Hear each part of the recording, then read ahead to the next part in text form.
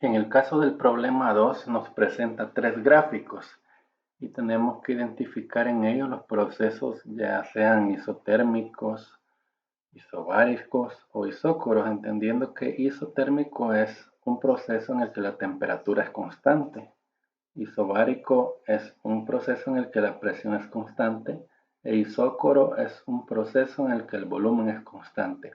Cuando decimos constante nos referimos a que no cambia, es decir, que no aumenta ni tampoco disminuye. Aquí para dar un ejemplo nada más podríamos decir que en una gráfica siempre tenemos dos variables, una colocada en el eje X, otra colocada en el eje Y.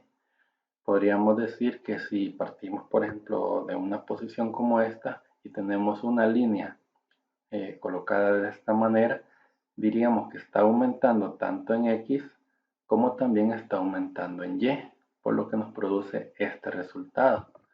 Si tenemos, por ejemplo, una de esta manera, veríamos que está aumentando hacia la derecha, pero no está aumentando hacia arriba y hacia abajo.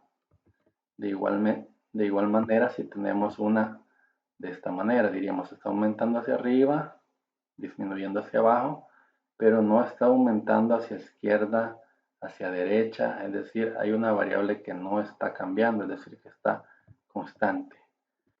Ya habiendo indicado eso, podemos revisar los gráficos.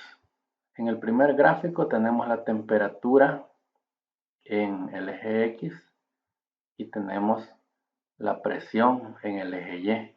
Observamos que hacia la derecha se aumenta, por lo que la temperatura aumenta.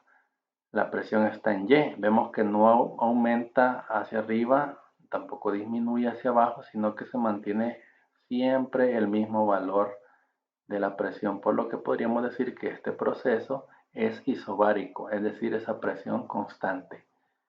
Luego, en el segundo gráfico vemos que ahora es la temperatura la que no aumenta. La temperatura se mantiene siempre en este valor de X, en tanto que el volumen sí está aumentando cada vez hacia arriba. Entonces tendríamos aquí un proceso isobárico, luego un proceso isotérmico ya que la temperatura no está cambiando. Por último, en el gráfico número 3 vemos que están aumentando los dos, tanto la temperatura como la presión. Como decíamos en la explicación anterior, para observar un cambio de presión con respecto a un cambio de temperatura tenemos que poner una magnitud en estado de constante. En este caso la constante sería la que no aparece aquí, es decir, el volumen se mantendría constante para poder observar la presión en función del aumento de temperatura. Así que este último sería un proceso de volumen constante, es decir, isócoro. Tendríamos entonces isobárico, isotérmico e isócoro. La opción correcta sería entonces la del literal B, isobárico, isotérmico e isócoro.